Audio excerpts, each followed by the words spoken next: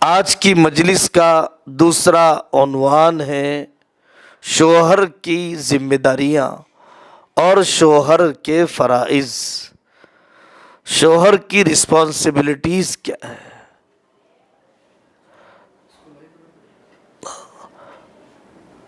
عام طور پر پوری دنیا میں لوگ اپنے حقوق تو مانگتے ہیں لیکن ذمہ داریاں نہیں پوچھتے ہیں۔ کہیں پر بھی جھگڑا ہوتا ہے تو لوگ یہ کہتے ہیں کہ فلانے نے میرا حق ادا نہیں کیا۔ وہ نہیں پوچھتا ہے کہ آپ میری ذمہ داری بتائیے کہ میرے سے کہاں کوتاہی ہو رہی ہے۔ رائٹس کا تو غم ہے، رسپانسبلٹیز کا غم نہیں ہے، ذمہ داریوں کا غم نہیں ہے۔ اس سے جھگڑے بڑھتے ہیں، جھگڑے ختم نہیں ہوتے ہیں۔ اس کی ایک موٹی مثال عرض کرتا ہوں۔ ایک شخص نے کسی شادی میں 2 کتابیں ہدیے میں دی، سیرت فاطمہ، سیرت علی۔ ہمیشہ بیوی شوہر میں لڑائی رہتی تھی۔ انہوں نے بیوی سے جا کر پوچھا کہ کون سی کتاب پڑھ رہی ہو؟ سیرت علی پڑھ رہی ہوں۔ شوہر سے جا کر پوچھا آپ کیا پڑھ رہے ہیں؟ کہا سیرت فاطمہ پڑھ رہا ہوں۔ تو دونوں کے اندر حقوق مانگنے کی فکر آ گئی، ذمہ داری ادا کرنے کا غم نہیں آیا۔ دونوں نے وہ کتاب پڑھی ہے جو دوسرے کو پڑھنا چاہیے تھا۔ شوہر کو سیرت علی پڑھنا چاہیے تھا تاکہ ذمہ داریوں کا احساس آتا۔ بیوی کو سیرت فاطمہ پڑھنا چاہیے تھا تاکہ ذمہ داریوں کا احساس آتا۔ شوہر نے بجائے سیرت علی پڑھنے کے سیرت فاطمہ پڑھا، اور وہ اس کتاب کی روشنی میں بیوی کو ناپ تول کر دیکھ رہا ہے کہ یہ تو حضرت فاطمہ کی طرح نہیں کر رہی ہے، یہ تو حضرت فاطمہ کی طرح زندگی نہیں برت رہی ہے۔ اب جو مردوں کی ذمہ داریاں سنائی جائیں گی، چونکہ سننے والوں میں مرد بھی ہے عورتیں بھی ہے۔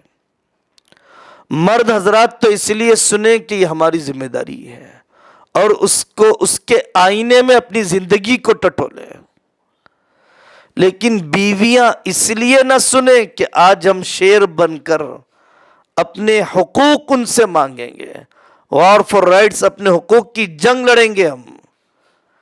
اس کے لیے عورتیں یہ مضمون نہ سنیں، بلکہ اس لیے سنیں کہ ہم مردوں کی ذمہ داریاں سن کر شریعت کی عظمت دل میں بڑھ جائے گی کہ شریعت نے مردوں کو کتنا پابند کیا ہمارے بارے میں۔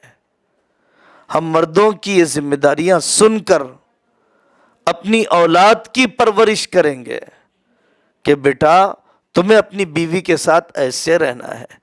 اپنے بھائیوں کو متوجہ کریں گے کہ بھائی، مرد ہونے کے ناطے تمہاری ذمہ داری یہ ہے۔ اس لیے ہماری بہنیں یہ حصہ سنیں کہ مرد کی ذمہ داریاں اور اس کے فرائض کیا ہوتے ہیں۔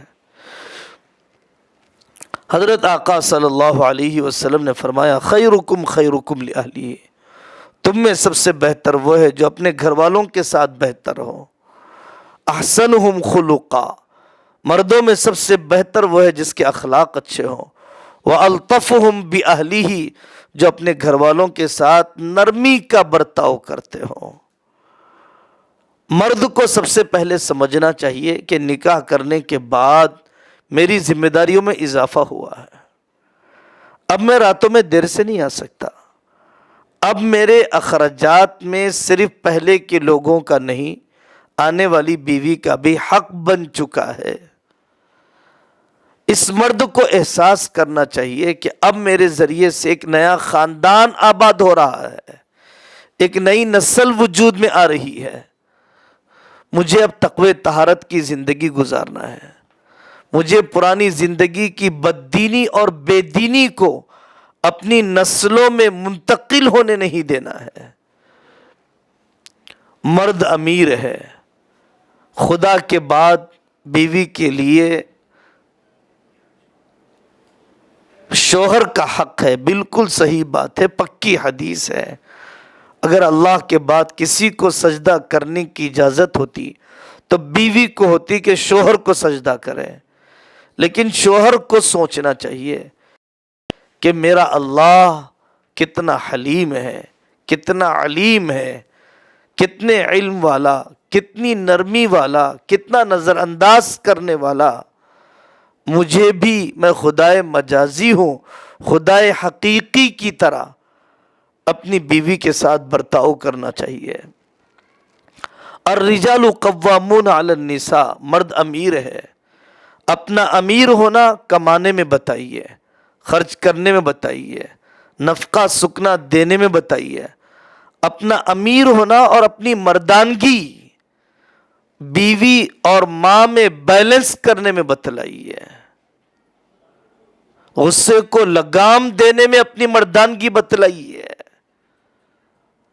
اپنی مردانگی معاف کرنے میں بتلائیے، معافی چاہنے میں بتلائیے، بیوی کا دل جیتنے میں بتلائیے، خودداری میں بتلائیے، جوڑے کی رقم سے بچ کر بتلائیے، رسومات کو ختم کر کے مردانگی بتلائیے۔ مرد صرف حاکم نہیں ہے، بیوی کا عاشق بھی ہے۔ مرد صرف حاکم نہیں ہے بلکہ وہ اپنی بیوی کا محب بھی ہے۔ عجیب بات ہے، لوگ ناجائز تعلق میں بڑے بڑے میسیجز کرتے ہیں نامحرم عورتوں کو، میں آپ سے محبت کرتا ہوں، میں آپ سے محبت کرتا ہوں، لیکن اپنی بیویوں سے میں محبت کرتا ہوں کہنے کو عیب سمجھتے ہیں، بے حیائی کو عیب نہیں سمجھتے۔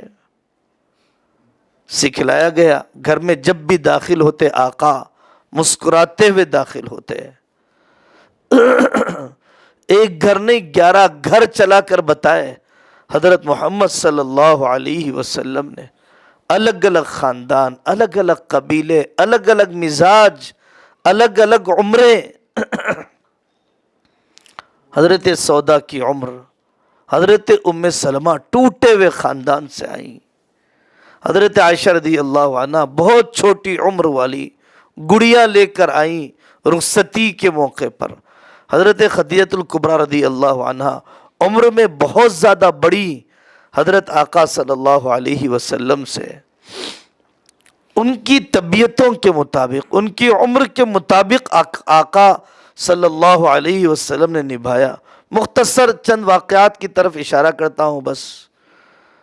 ایک مرتبہ آقا صلی اللہ علیہ وسلم نے فرمایا، بیوی کا مزاج سمجھنا چاہیے، میں سمجھ جاتا ہوں کب تم ناراض ہوتی ہو مجھ سے، کب راضی ہو جاتی ہو۔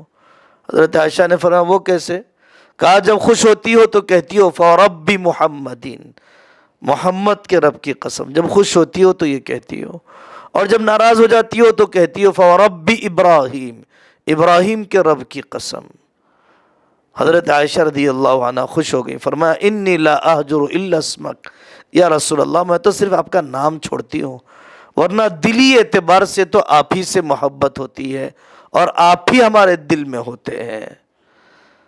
حضرت ابوبکر صدیق، ابو داؤد شریف کا واقعہ ہے، حضرت ابوبکر صدیق رضی اللہ عنہ بہرحال باپ ہے اور کم عمر بیٹی ہے حضرت عائشہ رضی اللہ عنہ، ایک موقع پر ناراض ہو گئے، پیٹنے کے لیے گئے، پٹائی کرنے کے لیے آگے بڑھنے لگے۔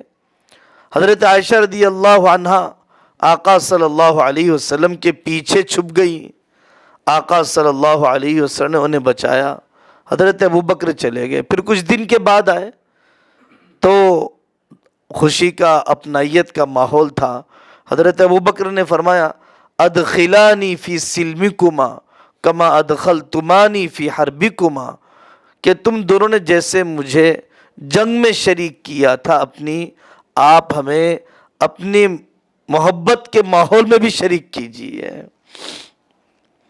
شمائل ترمذی کے اندر ایک مشہور روایت آتی ہے، حدیث ام زرع، جس میں پرانے عرب زمانے کی ایک کہانی حضرت عائشہ رضی اللہ عنہ، بہت لمبی کہانی ہے، اس سے پتہ چلتا ہے کہ آدمی کو اپنی عورتوں کی بات پوری دلچسپی سے سننا چاہیے۔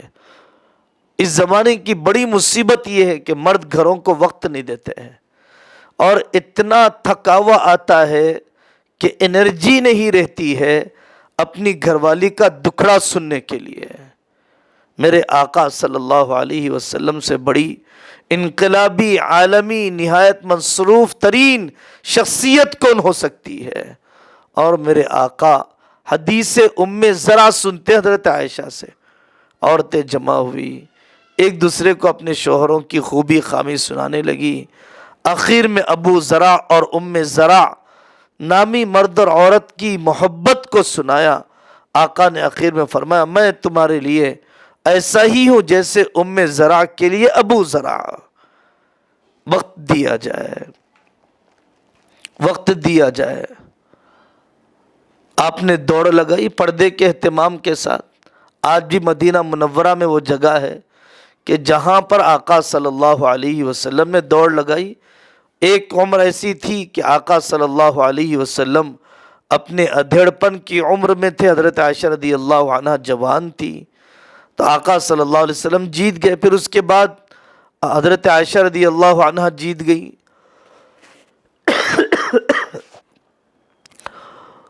تو آقا نے دلجوئی کے لیے فرمایا کہ یہ جیتنا فلانے جیتنے کے برابر ہو گیا، ایک مرتبہ آپ جیتی ہیں، ایک مرتبہ ہم جیتے ہیں، چلیے برابر ہو گیا معاملہ۔ دلجوئی کی جا رہی ہے۔ اس کا مطلب یہ نہیں ہے کہ آدمی ناجائز کھیل بتائیں، بے پردہ کرائیں۔ شرعی مسئلے کی نوعیت کو سامنے رکھنا چاہیے۔ پردہ بھی پورا ہو، خدمت بھی پوری ہو، پردہ بھی پورا ہو، صلہ رحمی بھی پوری ہو۔ پردے کے نام پر صلہ رحمی نہ چھوڑی جائے، صلہ رحمی کے نام پر بیویوں کو بے پردہ نہ کیا جائے۔ آپ رائے لینا چاہیے، مردوں کو اپنی بیویوں سے رائے لینا چاہیے تاکہ وہ گھر کا فرد سمجھے، اپنے آپ کو فیملی ممبر سمجھے، اور اللہ تعالیٰ کس کے دل میں کیا رائے ڈال دے۔ صلح حدیبیہ کے موقع پر حضرت ام سلمہ رضی اللہ عنہا سے آقا نے رائے لی، آپ کی کیا رائے ہے؟ اور بہترین رائے دی حضرت ام سلمہ نے، یا رسول اللہ آپ اپنا جانور ذبح کیجئے، بال موڑیے، وہ آپ کو دیکھیں گے تو آپ کی نقالی کریں گے، غم سے نڈھال ہیں اسی لیے وہ کھڑے نہیں ہو پا رہے ہیں۔ ہر انسان کے اندر خوبی بھی ہے، خامی بھی ہے، زندگی گزر جاتی ہے خوبیاں دیکھنے سے۔ قرآن نے یہی دو ٹوک اور اٹل قانون بتلایا، وعاشروہن بالمعروف فإن کرہتموہن شیئا فعسى ان تکرہوا شیئا ویجعل اللہ فیہ خیرا کثیرا۔ ہو سکتا ہے تم کسی چیز کو برا سمجھو اور اللہ تعالیٰ اس کے اندر خیر ڈال دے۔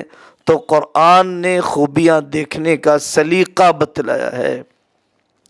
صبر کرنا چاہیے بیویوں کی ناسمجھی پر، جلد بازی پر، زود رنجی پر، اس لیے کہ وہ ٹیڑھی پسلی سے پیدا کی گئی۔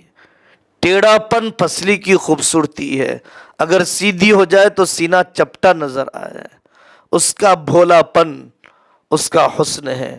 مکار و چال باز ہو تو اچھی نظر نہیں آتی ہے۔ شاید یہی عمل میری مغفرت کا ذریعہ بن جائے، میں اسے چھوڑ دوں گا تو کسی اور کو تکلیف دے گی، اور محبت کر کے دیکھ لیا، اب مجھے نفرت کر کے دیکھنا ہے، ایسا نہیں ہے، محبت مزید بڑھانا ہے۔ چلو اس بیوی کے ذریعے سے میرے تکبر اور عجب کا علاج ہو رہا ہے۔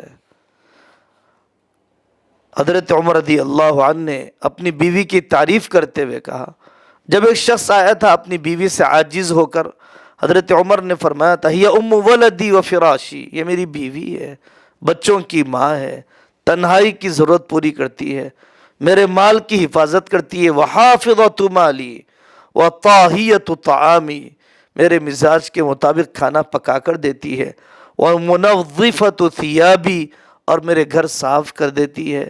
اگر میرا گھر صاف ہے تو بیوی کا کمال ہے، اگر میرے کپڑے صاف ہیں تو میری گھر والی کا کمال ہے، اگر میرے بچے صحت مند ہیں تو میری بیوی کا احسان ہے۔ یہ حضرت عمر رضی اللہ عنہ فرما رہے ہیں۔ عصر کے بعد آقا صلی اللہ علیہ وسلم پورے 11 گھر میں حاضری دیتے تھے۔ ناشکری کے بول آ جاتے ہیں عورتوں کی زبان پر، دیا ہی کیا ہے تم نے، جو 2 ٹھیکرے یعنی برتن، 2 چیتھڑے، 2 کپڑے، اور کیا دیا مجھے؟ 2 ٹھیکرے، 2 چیتھڑے، 2 لیتھڑے، چادریں، اتنا ہی تو دیا ہے۔ آقا نے فرمایا اگر کوئی زندگی بھر احسان کرے تو وہ کہتی ہے کسی برائی کے آنے پر ما رأیت منک خیرا قط، میں نے تمہارے اندر کوئی خوبی نہیں دیکھی ہے۔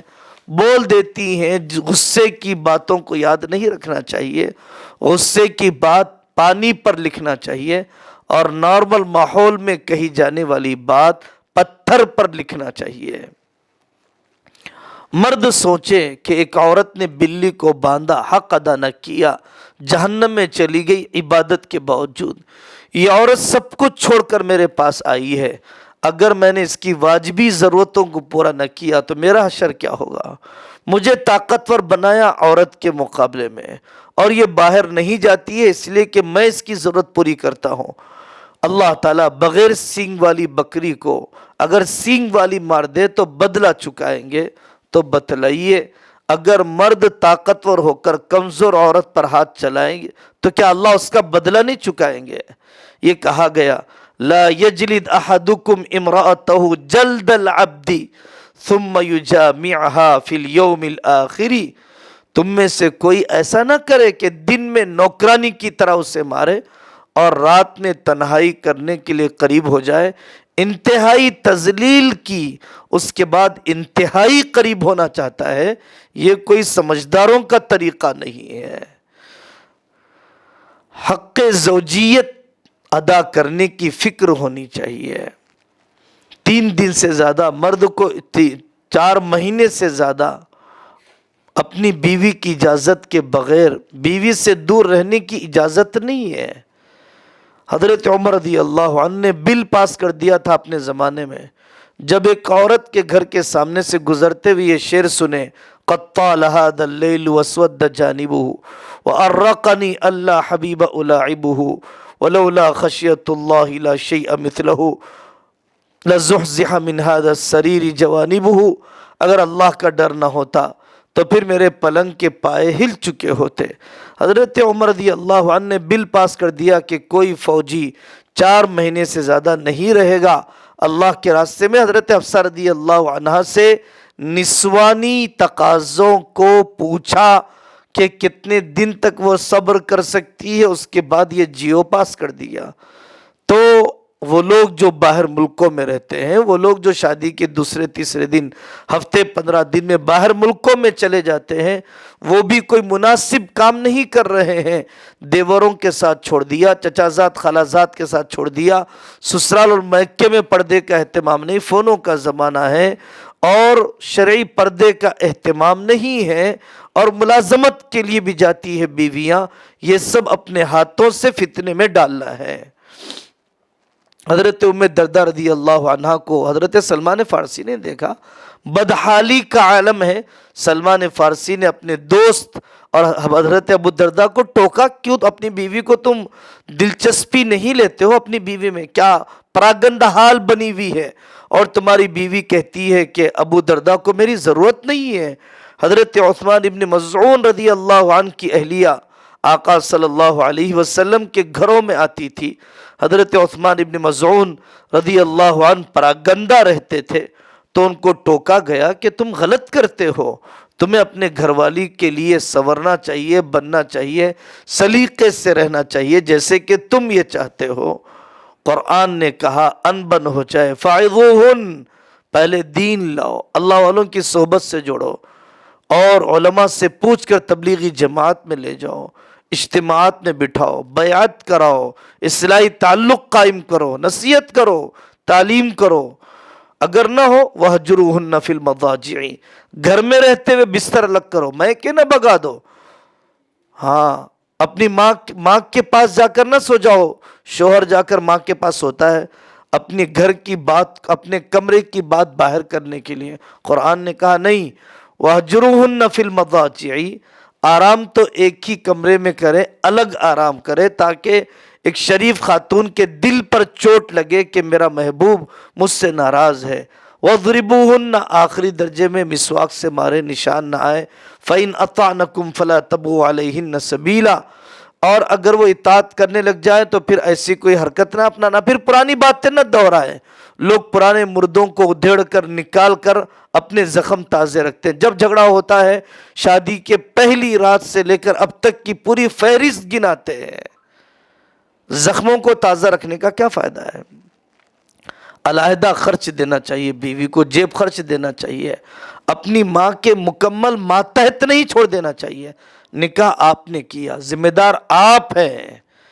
ہاں، اپنی والدہ کے مشورے کا احترام کریں، اپنی والدہ کے حکم کا بھی پاس و لحاظ کریں، لیکن اتنا لحاظ نہ کرے کہ بیوی کو دبا دیا جائے۔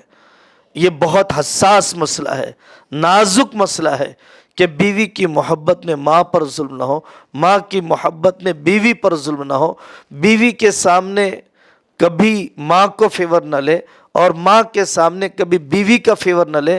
دونوں سے کہیں کہ تم سب اپنی جگہ پر صحیح ہو، دونوں سے کہیں کہ اب تنہائیوں میں کہ میں آپ کے ساتھ ہوں، اور والدہ سے کہیں کہ میں آپ کے ساتھ ہوں۔ بہت زیادہ صبر چاہیے، بہت زیادہ حکمت عملی چاہیے۔ اطاعت کے حدود کیا ہیں؟ ماں کہہ دیتی ہے کہ بھیج مت، اس کو میکے جانے مت دے، ضرورت نہیں ہے اگر وہ ناجائز طریقے پر کہتی ہے۔ بیوی کو بھی چاہیے، بیوی سے متعلق بات اگلی کلاس میں ہوگی، وہ الگ بات ہے، لیکن اس کو چاہیے کہ ایسی فرما برداری نہ کرے کہ دوسرے پر ظلم ہونے لگ جائے یا ماں سوکن بن جائے۔ دلجوئی تو کرنا چاہیے، دلجوئی تو کرنا چاہیے۔ حضرت آقا صلی اللہ علیہ وسلم کے پاس حضرت عبداللہ رضی اللہ عنہ کی شکایت آئی، عمرو بن عاص کے بیٹے کی شکایت آئی۔ یا رسول اللہ، حضرت عمرو بن عاص نے خود شکایت کی، یا رسول اللہ میرا بیٹا اپنی بیوی کو وقت نہیں دیتا ہے۔ حضرت آقا صلی اللہ علیہ وسلم نے پورا شیڈیول بنا کر دیا کہ نہیں بیٹے، آپ کو عبادت بھی کرنا ہے، آرام بھی کرنا ہے، روزہ بھی رکھنا ہے، بے روزہ بھی رہنا ہے، پورا شیڈیول بنا کر دیا۔ ان ماؤں کو چاہیے جن کے بچے سالہ سال باہر رہتے ہیں، بیٹا آپ آ جائیے، وطن کی آدھی روٹی بہتر ہے، اپنے بیوی بچوں کو دیکھ لیجئے۔ اتنا لمبا عرصے تک دور رہنے کی ہم اجازت نہیں دیتے ہیں، بیویوں کو بھی چاہیے کہ آپ آ جائیے، ہم مرچی چٹنی کھانے تیار ہیں، سادے علاقے میں رہنے تیار ہیں، لیکن آپ آئیے، بچوں کی پرورش میں حصہ لیجئے۔ معاش کی ذمہ داری، فائنانس برڈن یہ مرد پر ہے، عورت پر نہیں ہے۔ اسی لیے یہ بے غیرتی ہے کہ مجھے تو نوکری کرنے والی بیوی چاہیے، ٹیچر نوکری، ٹیچر چاہیے مجھے سرکاری، مجھے ڈاکٹر چاہیے میرے ساتھ کلینک چلانے والی۔ یہ جذبہ غلط ہے۔ عورت کا جسم متحمل نہیں ہے، عورت گھر سے باہر نکل جائے گی، بچوں کی پرورش کون کرے گا؟ اور فائنینشیل انڈیپینڈنٹ ہو جاتی ہے تو فطرت اتنی کچی ہے کہ وہ ڈیسیشن میں بھی انڈیپینڈنٹ بننا چاہتی ہے، اور باہر کی ملاقاتیں، اجنبی مردوں سے اختلاط جرأت پیدا کر دیتا ہے، نکاح کے تعلق کو کمزور کر دیتا ہے، بدگمانیاں پیدا ہوتی ہیں، شک کی سوئی دل میں پیدا ہو جاتی ہے۔ اسی لیے عام حالات میں اپنی بیویوں کو نوکری کی اجازت نہیں دی جا سکتی ہے، ملازمت کی اجازت نہیں دی جا سکتی ہے۔ آئی ٹی سینٹروں میں ملازمت، یہ تو اور بھی غلط ہے۔ مرد رات بھر کی ڈیوٹی کر کے آتا ہے، ماں کے پاس فہم نہیں ہے، رات بھر بیوی انتظار میں ہے، دن میں وہ فجر کے بعد آرام کرتے ہیں، ماں ڈانٹنے لگ جاتی ہے، سوتی رہتی ہے۔ عجیب مائیں ہوتی ہیں بعض، جن کو اپنی جوانی کا زمانہ یاد نہیں ہے، انسانی جذبات کا انہیں پتہ نہیں ہے۔ اگر گھر والے مینج کر لیتے ہوں تو اچھی بات ہے، اگر نوکری نہیں چھوڑا تو چھوکری بیوی کو چھوڑ دینا پڑے گا۔ نائٹ ڈیوٹی کا رواج کوئی مناسب نہیں ہے، بہت سخت مجبوری ہے، معذوری ہے، اخراجات ہے۔ گھر میں رکھ کر کام کروائیے، آن لائن کام کروائیے، سخت مجبوری کے بغیر نوکری نہیں کروا سکتے ہیں۔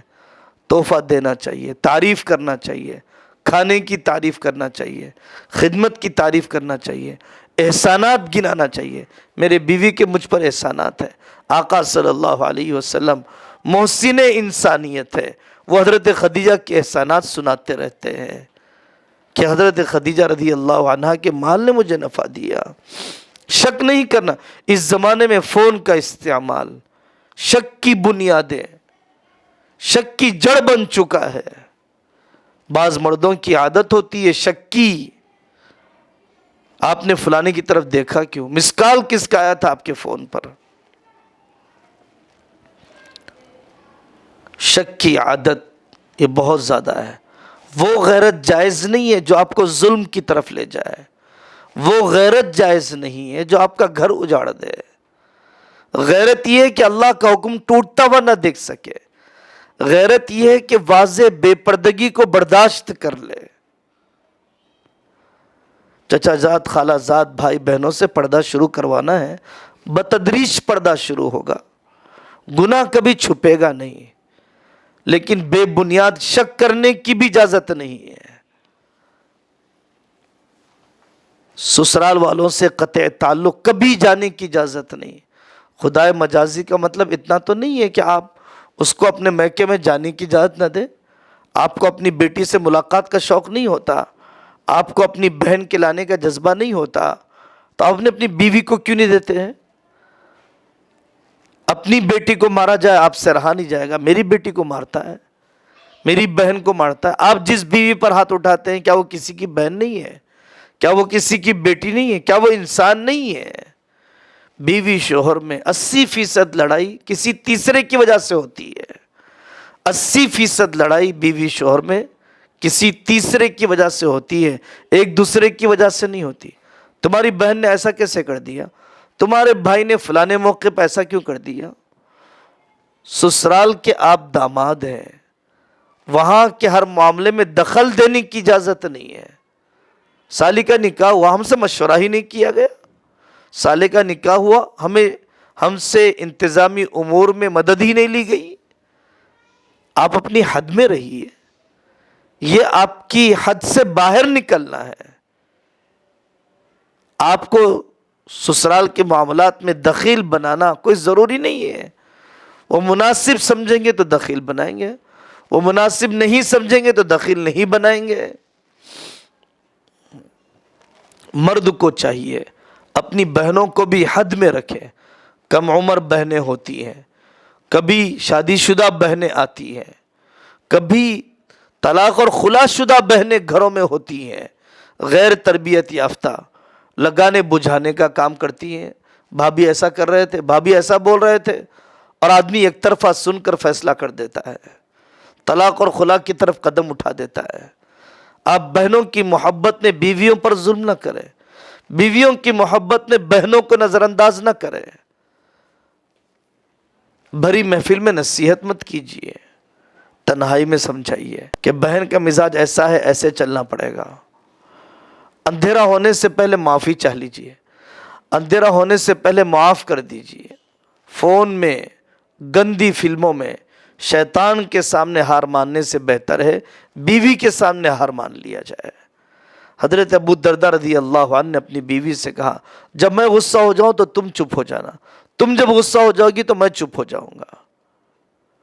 کم سے کم درجے میں، بلکہ ہمیشہ کسی نہ کسی اللہ والے سے مردوں کو اصلاحی تعلق رکھنا چاہیے، اپنی زندگی کے ہر قدم پر پوچھ کر چلنے کے لیے۔ گھر میں آنے کے بعد فون بہت سخت مجبوری میں استعمال کیجیے۔ فون دیکھ رہا ہے، بیوی کو نہیں دیکھ رہا ہے، دوسرے دوستوں سے بات چیت میں لگا ہے۔ بیوی انتظار میں تھی کہ وہ آئیں گے تو میں بات چیت کروں گی، دکھڑا سناؤں گی، ضروریات کے بارے میں لسٹ پیش کروں گی، لیکن یہ صاحب فون میں لگے رہ گئے۔ ہم اپنی عورتوں کو گھر سے باہر نکلنے نہیں دیتے، اور وقت پر دودھ لا کر نہیں دیتے، وقت پر راشن لا کے نہیں دیتے، وقت پر دواخانہ نہیں لے جاتے، وقت پر بچوں کی دوائی لا کر نہیں دیتے۔ تو یہ مرد غلط کر رہے ہیں، باندھ کر رکھا ہے اور حقوق ادا نہیں کیا۔ عورت کو غصہ آ جائے مرد کو بھی آ جائے تو مرد اور عورت ہونے میں کوئی فرق نہیں رہا۔ آقا نے فرمایا صلی اللہ علیہ وسلم نے، برتن کے ٹوٹنے پر باندیوں کو نہ مارو، برتن کی بھی ایک عمر ہوتی ہے جیسے تمہاری عمر ہوتی ہے۔ عجیب بات یہ ہے کہ اللہ کا حکم توڑ دینے پر ہمیں غصہ نہیں آتا، برتن کے ٹوٹنے پر غصہ آتا ہے۔ ہر قسم کے ظلم سے اللہ تعالیٰ پورے معاشرے کی حفاظت فرمائے۔ طلاق کی دھمکی مت دیجیے، رشتہ کمزور ہو جائے گا۔ دوسرے نکاح کی دھمکی مت دیجیے، اعتماد ختم ہو جائے گا۔ اس زمانے کے اندر بہت سارے اسباب سے مرد طلاق کی دھمکی دینے لگے۔ بزدل ہے وہ مرد جو طلاق کی دھمکی دیتے ہیں، بزدل ہے وہ مرد جو ہاتھ استعمال کرتے ہیں۔ دوسرے نکاح کی دھمکی دینے والا رشتے پر سے اعتماد ختم کر رہا ہے۔ دوسرا نکاح کرے نہ کرے الگ موضوع ہے، لیکن یہاں پر اعتماد ختم ہو جاتا ہے۔ ایسا کوئی دوسرا نکاح کرنے کی ضرورت نہیں ہے کہ جس سے پہلا گھر اجڑ جائے، اور پہلا ہی گھر آپ سے صحیح آباد اور نبھایا نہیں جا سکا، آپ کیا دوسرے نکاح کے سلسلے میں آپ قدم اٹھائیں گے؟ اللہ سے آپ جڑے ہیں، گھر جڑ جائے گا۔ آپ سے گناہ ہو رہا ہے، گھر والی نافرمانی کرے گی۔ ہمیں اپنی زندگی کو ٹٹول کر دیکھنا چاہیے، کہاں پر ہم سے کوتاہی ہو رہی ہے۔ اللہ تبارک و تعالی اپنی ذمہ داریاں جیسے ادا کرنی چاہیے ویسا ادا کرنے کی توفیق عطا فرمائے۔ وآخر دعوانا الحمدللہ رب العالمین۔ جمال الوجود بذكر الإله وتصفو الحياة